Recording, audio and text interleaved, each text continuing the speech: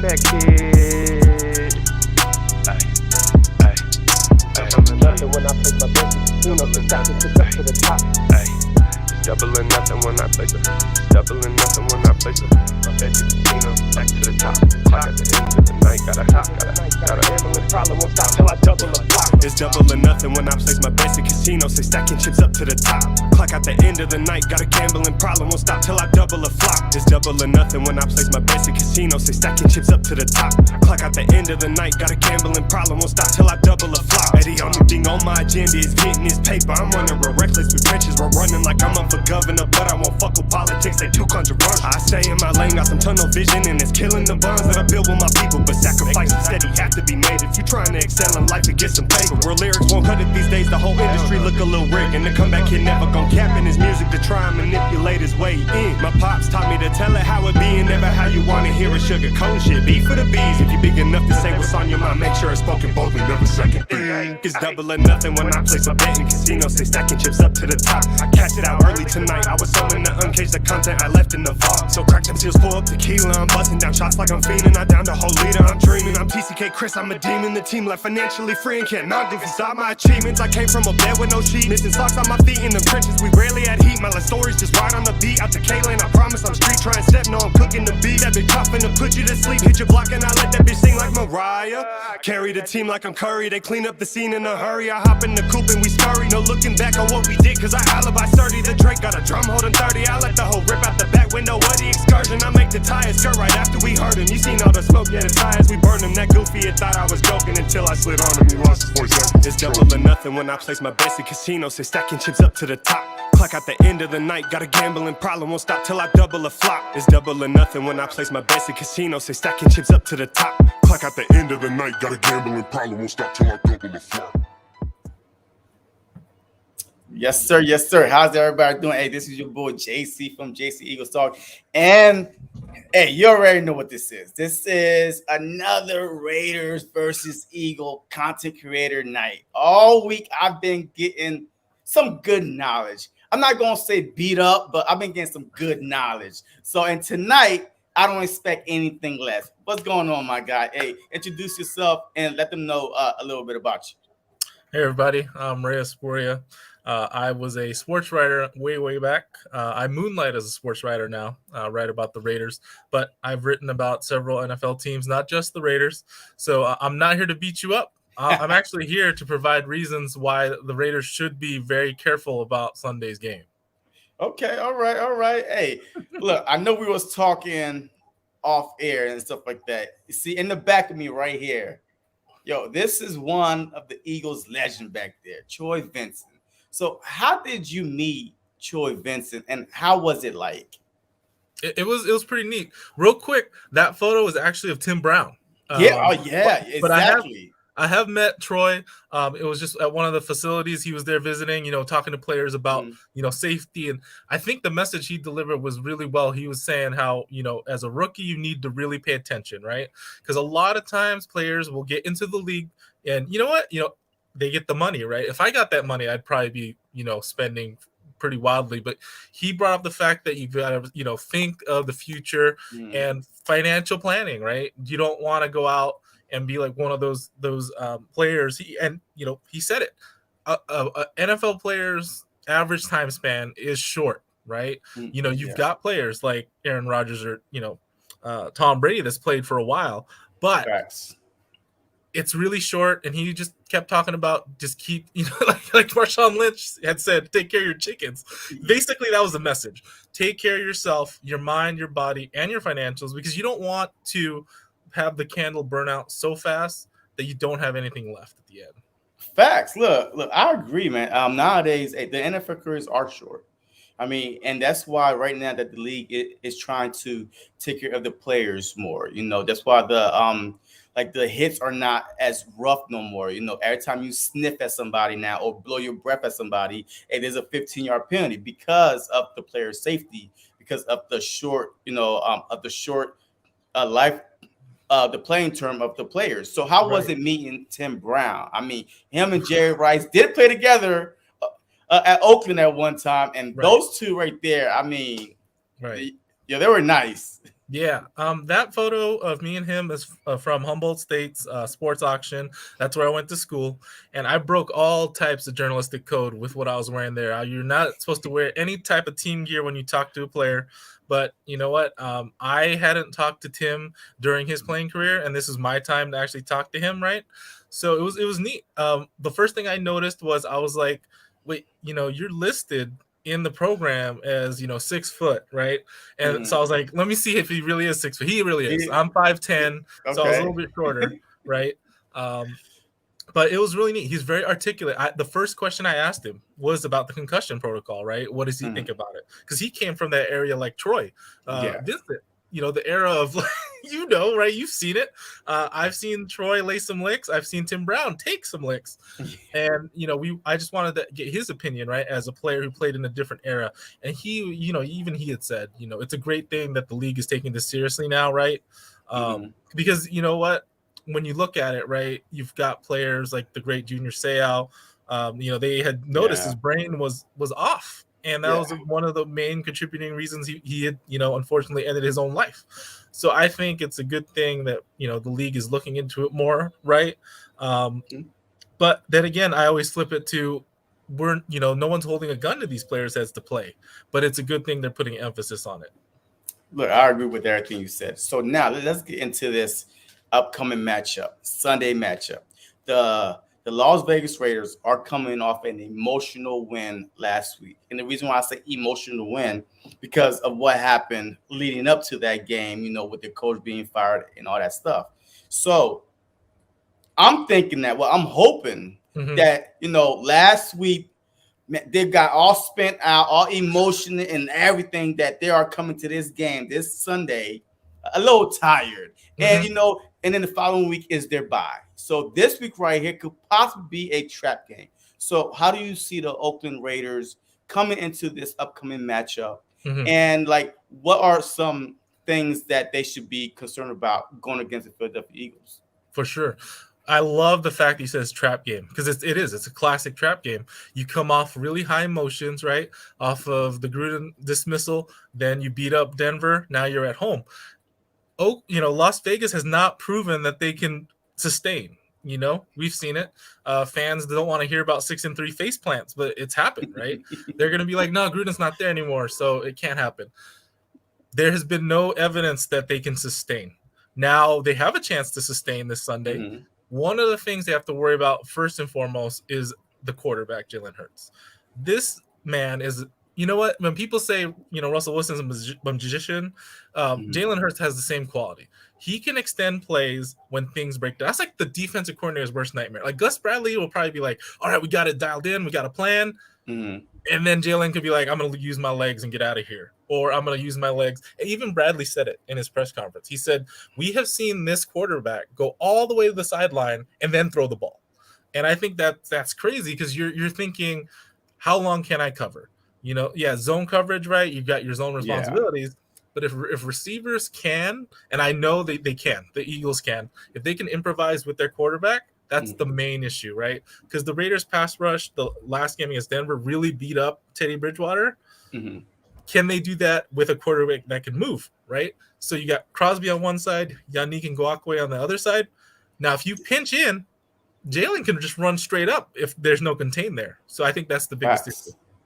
Facts. Okay, so how do you see in the trenches, the battle of the trenches? Offensive line for the Las Vegas Raiders. I've been hearing some things about them all week that, the interior is where they're going to be struggling at. So how do you see the Eagles defensive line going up against the Raiders offensive line, and who has the advantage? That's a great question. I have been from day one really critical and really questioning the dismissal of Rodney Hudson and inserting a right tackle turn center Andre James at that spot, right? The pivot position is, people don't think it's sexy. It's not sexy, right? It's the man that's snapping. But you cannot have a play until that young man gets the quarterback the ball, right? Now, Javon Hargrave is a really impressive defensive tackle for me. The reason why is he started with multiple sack game, right? Now, he didn't touch Tom Brady, but who has, right? Yeah, exactly. I mean, come on. right? That offensive line has a humble state product in Hanson on there. So you know what? You're not going to touch Tom. Now flip it to the Raiders. If Javon can get in there and go and match up against Andre James or even Alex Leatherwood or even a John Simpson, those are three young cats right in the inside. If he can get in there, the worst thing that happens to Derek Carr is when he gets pressure. And you know what? People will say I'm a Carr hater because I say it, but he gets antsy, right? He can get happy feet. But the problem is if they can't get in there, Derek Carr has shown he can throw the ball downfield more with an Alabama product in Henry Ruggs. That said, Hargrave, if he's on it and he's making life tough on the inside, the best pressure is the pressure that comes straight at a quarterback's face, and he has to bring absolutely. It. So who would you double team? Cox, because Hargrave is benefiting off of Fletcher Cox, right? Being double teamed, and then not last game against the Bucks. Like last game against the Bucks, we didn't get no sacks. But the game before that, Fletcher Cox, he broke out of his shell. Hargrave, of course, he has 6.5 sacks. Last time I checked, he's either 3 or 4 before the last game that they didn't get nothing. Right. So who would you double team? Pick your poison. Who would you double team? Cox or Hargrave? Cox only got 1 sack. Hargrave got 6.5. So who would you double team? I would double the vet. Cox, because he's got tricks up his sleeve that no other defensive lineman is probably going to have. The one thing that really concerns me about any type of trench warfare is how a team responds to adversity, right? John Gruden's gone, and it looked like the Raiders played a lot looser, right?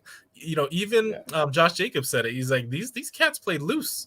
Now, here's the problem with playing loose. How loose can you be with a veteran like Cox and just a dude that wants to get after it like Hargrave?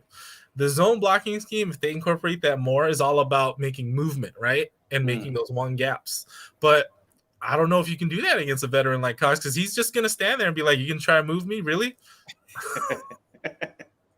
So you'll still double team? All right. So, Hargrave, it's going to be Hargrave's show, Yeah. So how's y'all two right tackle and left tackle?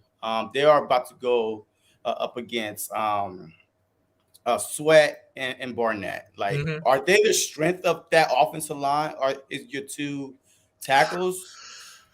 Colton Miller on the left side definitely is a strength. He's like the best lineman, basically. I remember, people were saying, oh, they should have took Derwin James instead of Colton Miller. But you know what? Without Colton Miller, this offense would be garbage. I'll be honest. I'll say it straight up. Will be garbage. Brandon Parker on the right side, I'm still, books out on him, right? He's a cable project. He's showing well. But you know what? If those tackles do their job and the interior is working, I think the offense can operate. The big thing is, will they give Derek Carr enough time to hit that trips bunch post to Henry Ruggs for a touchdown, right? That's been the play.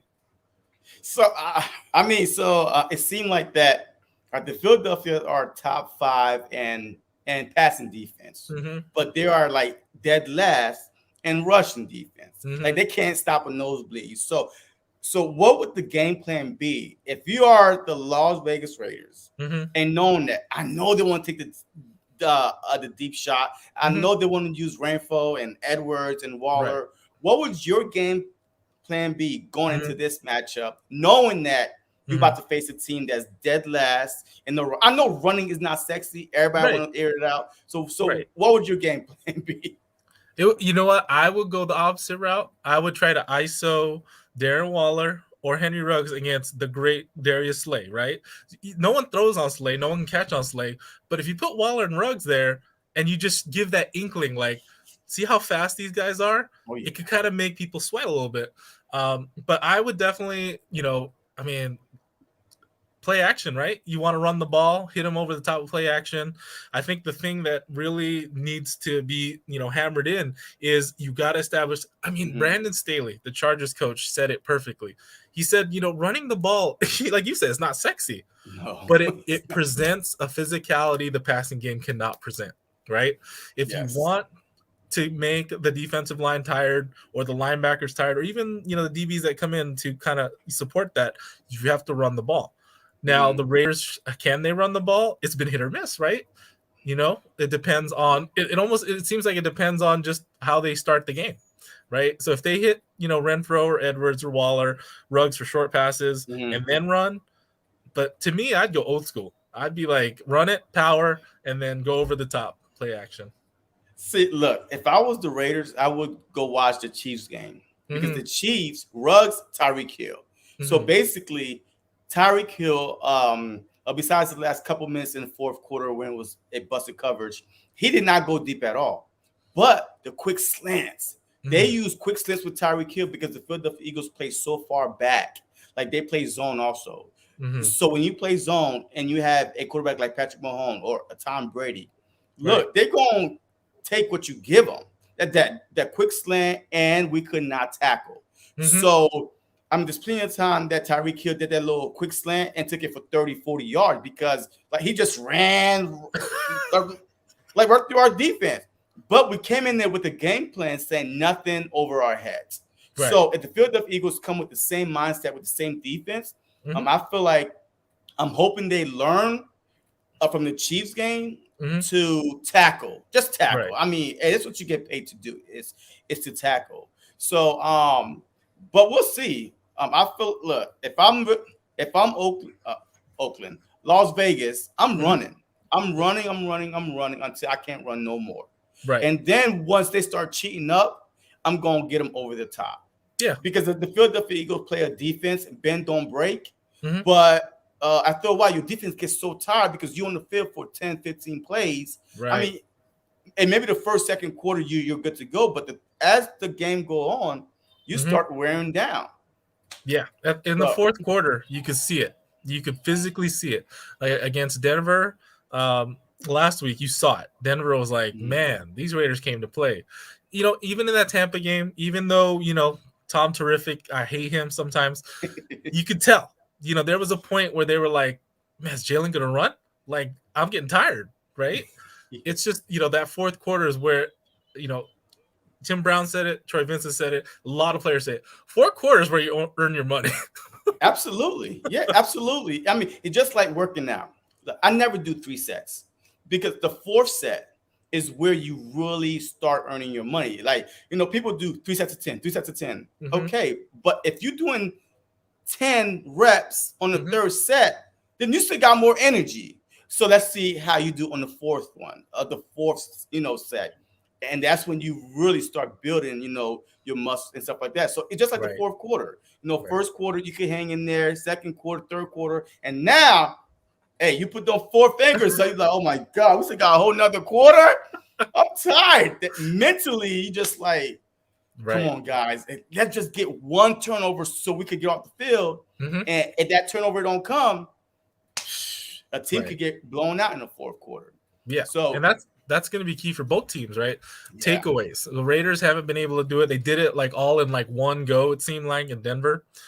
Slay, I love the fact that if you throw the ball at him, he's going to either bat it away or he's going to take it away. And that's just like, that's such a great thing to have on a defense, right? The Raiders have a similar guy in Casey Hayward, and both those dudes are in their 30s, right? Who would have thought, right? Yeah. A lot of times you think 30-year-old corner, they lost something.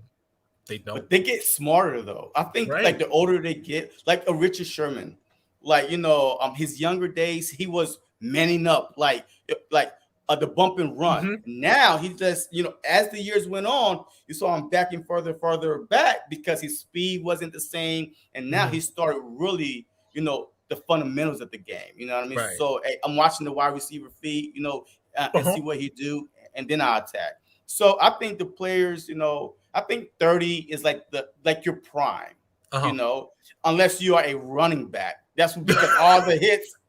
And all the hits used to be taken for some running backs come out at like 21, 22. So that's 8 years of getting pounded. Right. But as far as cornerback or somebody like that, I mean, you got a lot more life in you. Yeah, I mean, that's a great point. Jacob said it in the press conference he had a day ago. He said, my body does not want to carry the ball this many times.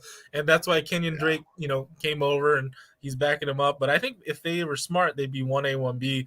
But, under Gruden, that wasn't happening. But hopefully that changes. That was a great pickup, by the way. Hey, Kenyon Drake, I seen him play with the Cardinals, and he was a great change of pace back, and then he became the guy. And now he went to Oakland, Las Vegas.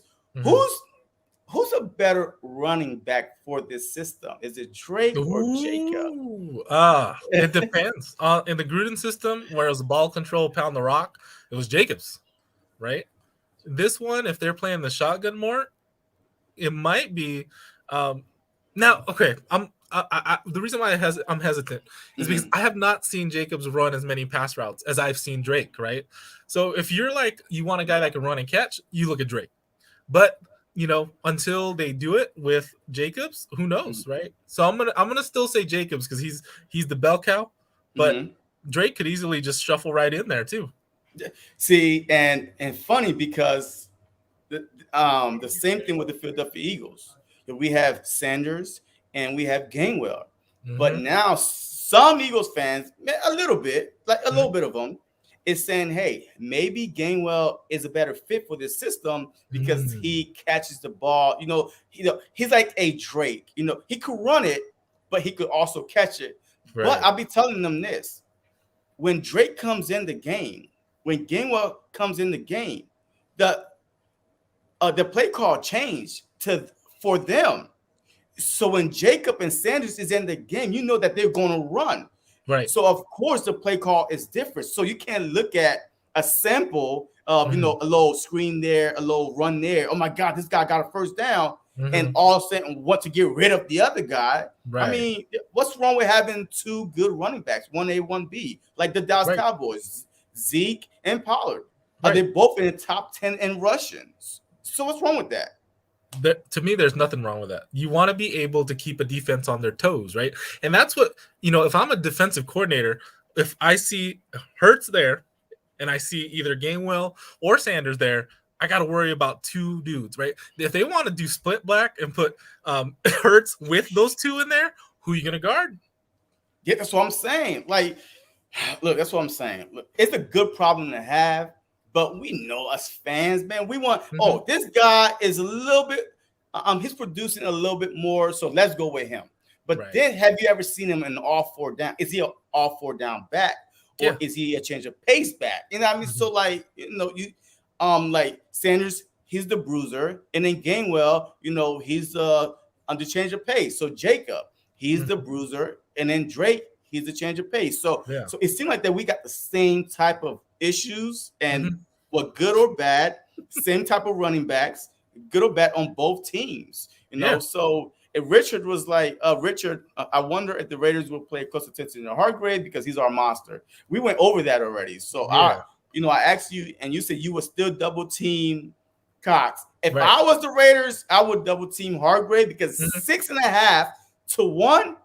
I see if Cox still could beat the 1-on-1. Right now, we know Hargrave. He could beat the 1-on-1. That's why he got 6.5. But I don't know. I would just change it up a little bit just to shock them and kind of like, oh my God, wait, am I getting single team? It's something different because all seasons he's been getting double teamed, and that's why Hargrave been eating. Right. Freddie, we need to run Sanders. The Philadelphia Eagles do not run the ball. We are dead last in rushing. And it's a shame because when you have a Jalen Hurts, a Miles Sanders, and Kenneth Gainwell, and you last in rushing, right? Is that on the player or the coach? Man, I'm going to go both sides there. It's got to be the coach, right? Because the coach is calling the plays. But the quarterback is the one that can change at the line of scrimmage, right? If he sees something he doesn't like, if he sees okay, they're pressing off, they're playing off, we're gonna throw the ball, right? That granted, yeah, cool. But if you see, you see those safeties back up and you run a draw, man, it's gonna be it could hit because the Raiders have issues stopping the run. They're missing tackles left and right, like the Eagles. It's funny you mentioned that because when I look at their defense, I see a lot of similarities. You've got Denzel Perryman, who's a tackling machine. The other side, you got Alex Singleton, who's a tackling machine. So it's but see, I think that's yours though. He actually hit the hole. Our tackling machine, he's like behind. He's chasing it from behind. He's not getting in the hole. I promise you, that's why he's getting so many tackles because he's always chasing. I watched the all 22. I'm like, if the line is pushing up, your linebacker should be following them. Like they should be at least like maybe a foot behind so they can see, okay, and react. Our guy is 5 feet back, like 5 yards back. He's like, all right, oh, there he is. Let me go get him. Let me go get him. Yeah, I mean, so that's the difference between Perriman. He's a hitter. Compared to Singleton, he'll attack you from behind. Well, so that's the difference. I didn't want to, break your heart. I wasn't going to say that there's a big difference in the tackling, but you're right. Singleton has something that Raider fans will definitely remember because Kirk Morrison had the same thing where you're like, he tackled him like 10 yards down the field. Exactly. He's like 3rd in the league in tackling as a linebacker. Not all tackles are equal, folks. Not all of them are equal. I'd rather have, you be 10th in the league in tackle and actually stopping the running back at the hole, meeting the running back in the hole, instead of chasing somebody 5-10 yards down the road. That's why we are the worst rushing defense in the league because of those 2 linebackers. And it's a shame because both linebackers are in the top 10, top 12 in tackles because they're always chasing somebody. Yeah. So now let's switch to your defensive line versus the Philadelphia offensive line. Gotcha. So you talk to me about your 2 edge rushers, Crosby going against Lane Johnson and Agnawe, his name, going against Amadiata. So, I mean, those are 2. It's going to be a good heavyweight. It is. It's going to be like a slobber knocker because Lane, he's seen it all. Crosby is a young guy coming up. Yannick is one of those, like he's been, it seems like he's been in the league forever and he should be 30, but he's still in his like 26, 27, right? They both bring a different element. Crosby is kind of, I can't believe like how much he's grown, right? A lot of people will say it's because he's sober, he gave up the drink, and I'm like, it's working because his toolbox has expanded. He's spin, power, he can get around you, get under you. On the opposite side, Yannick, you know what?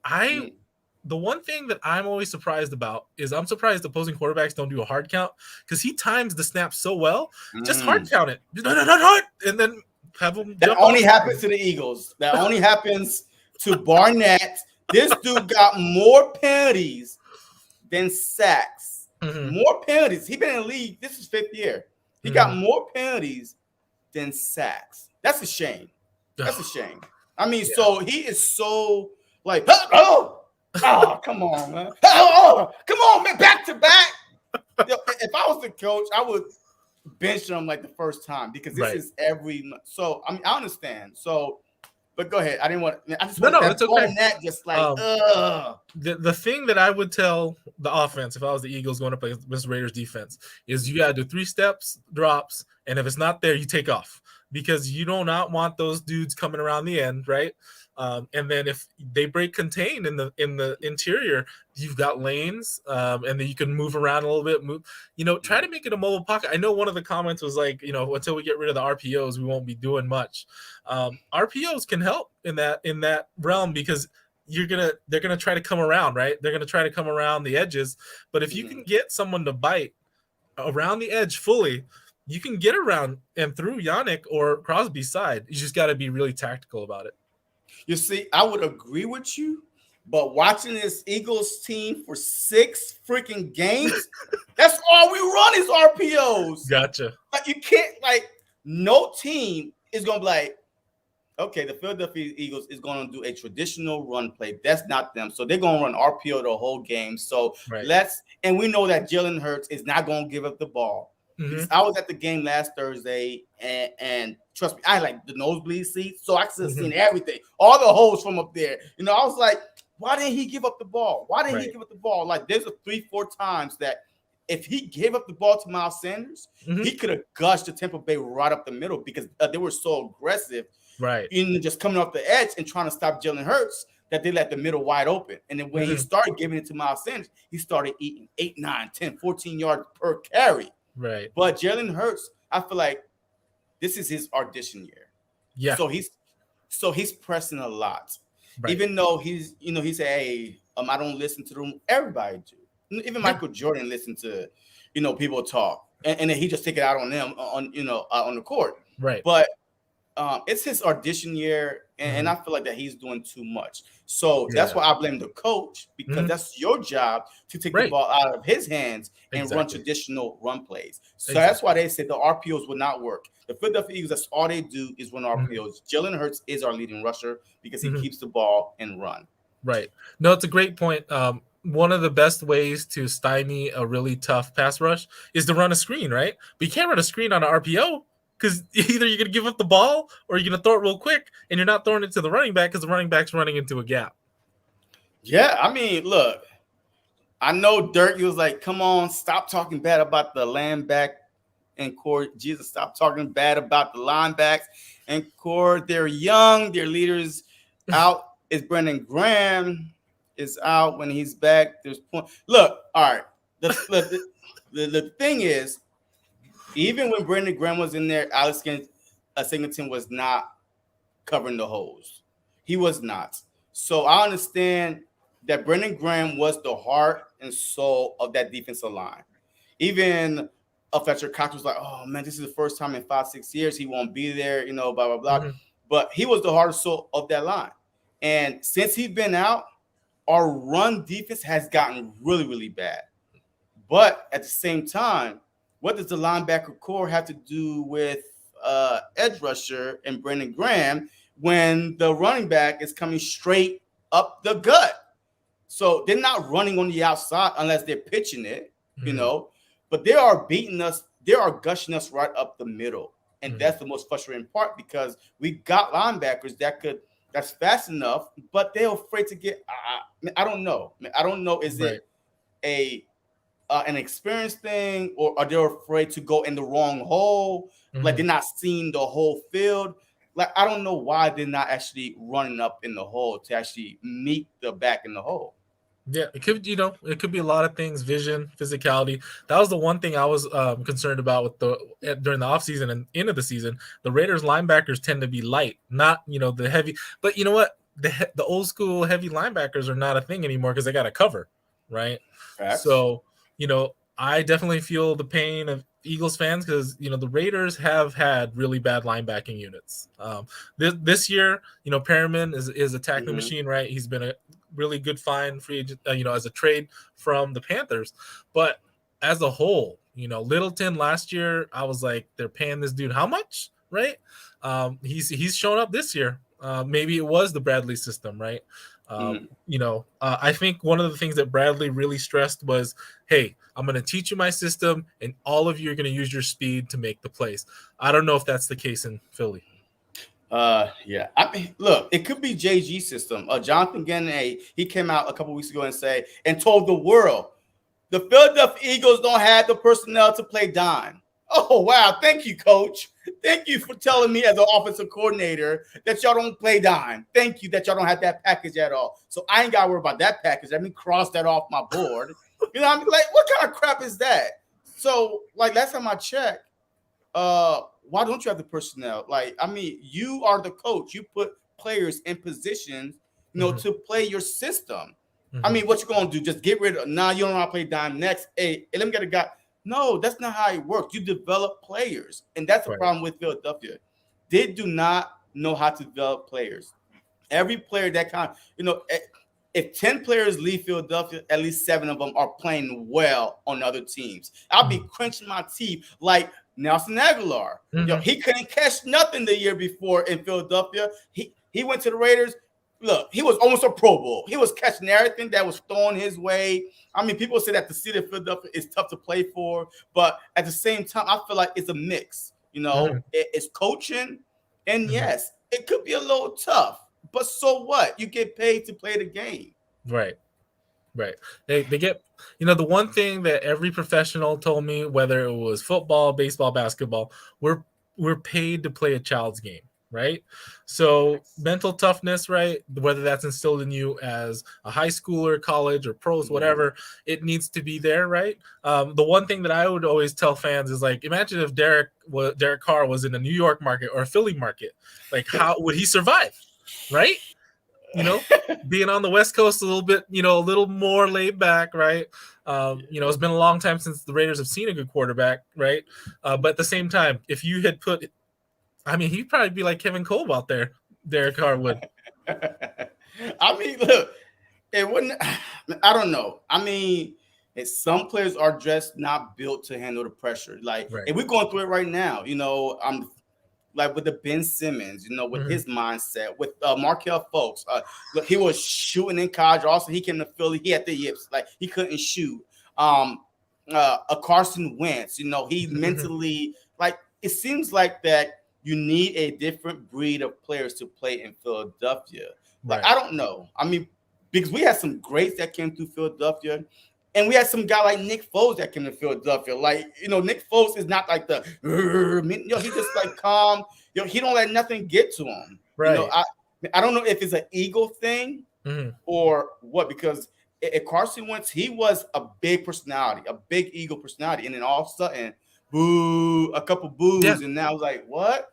Well, y'all booing me? I can't do this. Like mentally checked out. So, yeah, I don't know. Look, I love the fans of Philadelphia. They boo Santa Claus. What do you think they're going to do to you? You know what I mean? So it is what it is. Either you could hack it or you can't. So Jenks asks, Raider fans, who are you worried about the most on the Eagles? Now, if you could go one on offense and one on defense. Okay. On offense, it was a toss-up between Watkins and Smith for me, because they are able to, if they are able to improvise and get open, right, and if Hurts delivers them the ball, I think they can hurt the Raiders. Defensively, Watkins? You said Watkins? Watkins, yeah. Because I think the fact that they're fast, they're not slow dudes, right? So if you can improvise and get open, the Raiders are missing, corners left and right, and they just signed Desmond Trufant off the street, who's 30, right? So I would definitely test them. Defensively, Hargrave, scary dude. If he can, like I said, the best pass rush is the one that comes right at the QB's face. Agree. Facts. Let me see. All right. Who would you put on? All right, who's your best wide receiver, and where would you put Slay? On Ruggs, on Renford, or Edwards? Where would you put Slay? He's not going to play Waller, right? So he's not going to be on Waller. So which wide receiver would you put on Slay on an island? Because I feel like Ruggs, we have to play a DB underneath and safety over top, right? But if we could take away one wide receiver to put on and say, Slay, you got this dude, let's worry about everybody else, who would it be? Yeah. Hunter Renfro. In the slot? In the slot. The reason why is because if Derek Carr has a tendency to, if those guys are covered, he's going to go to Renfro, right? Renfro's got the strongest hands. He's not the fastest dude. But, I think what we've seen is when teams play the Raiders, they will put the best outside man on Renfro, and it means in the slot. It's in the slot. Xavier Howard was there with him. So I would put Slay on Renfro. Now, granted, right, if I see Henry Ruggs in that trips bunch, I'm going to say Slay, and every safety, you get Ruggs, because this is the play that they use in the post to beat us deep, right? But if you take away Renfro, you take away Derek Carr's safety valve. Oh, man. Like, I don't even think that. Well, first of all, and Slay don't follow nobody around. Right. He's stuck on one side. Exactly. So him playing the slot, I don't see it happening. So we're just going to hope that Maddox could get help, because we played, the Deebo Samuel, the Kittle, the Kelsey. None of those guys really went off. Like, no tight ends went off on the Philadelphia Eagles yet. Like, we played Kittle and Kelsey, Kyle Pitts, and for some odd reason, it's the running game that beat us, and maybe one guy. Like, so maybe if Renfro is going to be that safety blanket, then we might have to adjust. But the Philadelphia Eagles, for some odd reason, Darius Slay does not travel, even though he's a shutdown corner, but he's only one side. Which team could, take advantage of the other side, the slot, or whatever else. But the Chargers did it, and the Bears did it.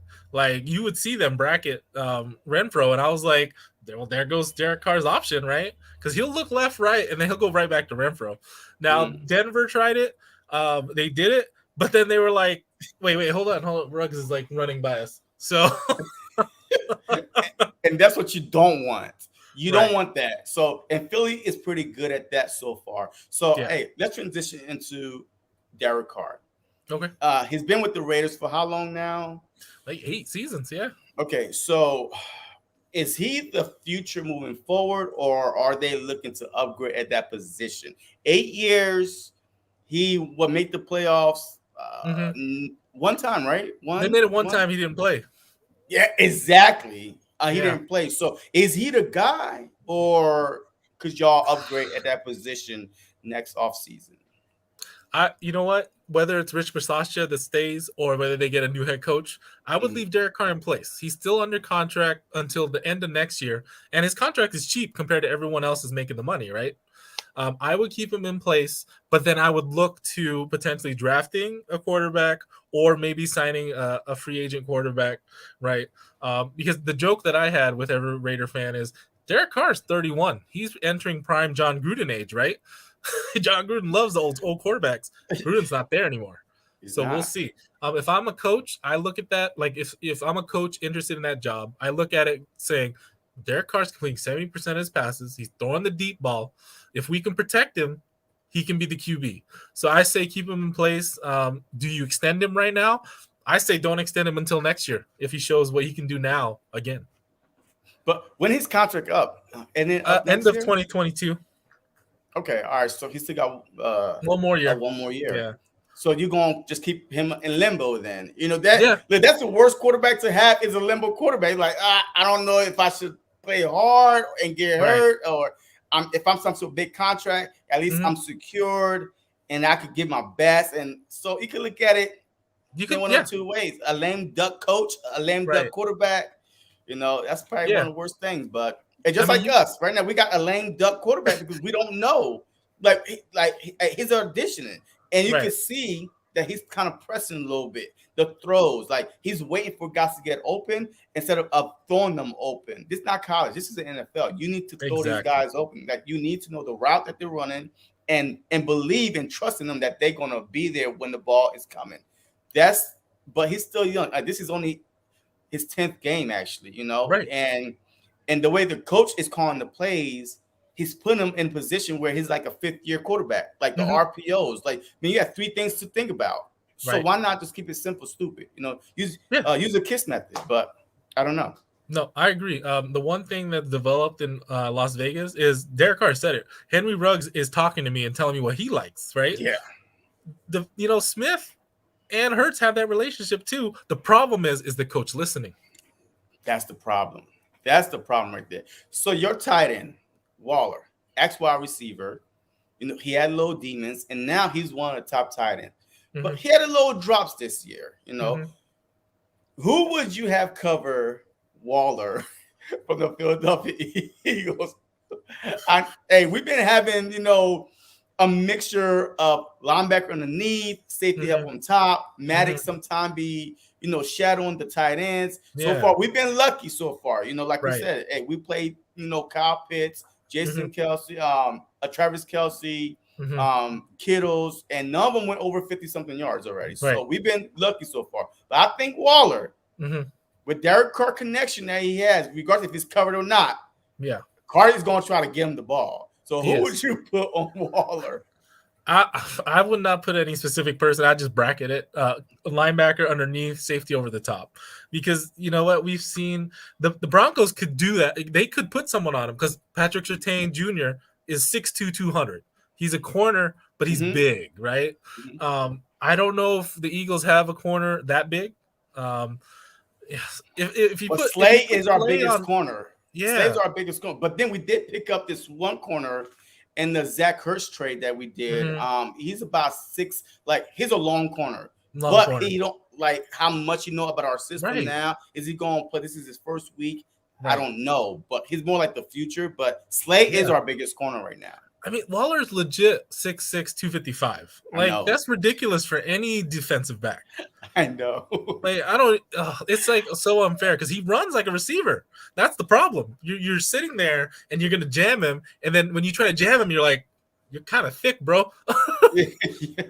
Yeah, I mean, facts. The only confidence I have is because we've seen at least, and some people say that Kyle Pitts is top 5 tight end. I don't know how. Just coming into the season, when Pro Football Focus had rated the tight ends, he was number 3 or 4. So right now we don't face 3 top 5 tight ends. So, and with us having so much luck, and success, I feel like that we might be okay as long as we get to Derek Carr. We need to get to the quarterback. You need to get to quarterback. That's the facts. I mean, Carr's been sacked 17 times, so it's not like the O-line's protecting him. Like 17 I said, 17 times. Yeah, he's been dropped 17 times. So you get to his face up front, get around the edges, make that pocket messy, and you'll see some happy feet. Look, hey, I'm happy now because 17. I didn't know it was 17 times. 17 times in 6 games. So you averaging about 3 sacks a game.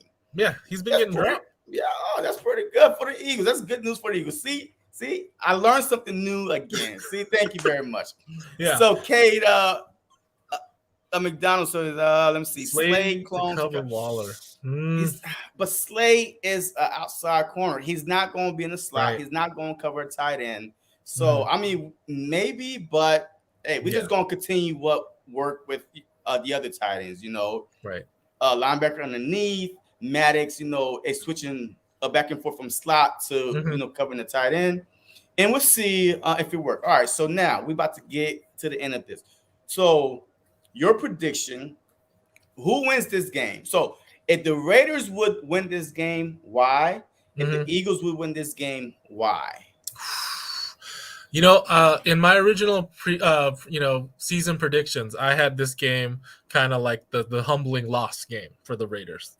Because I said, Jalen Hurts is going to come in here. The Raiders are going to come flying high because they beat the Broncos, right? I think they're going to come out flat.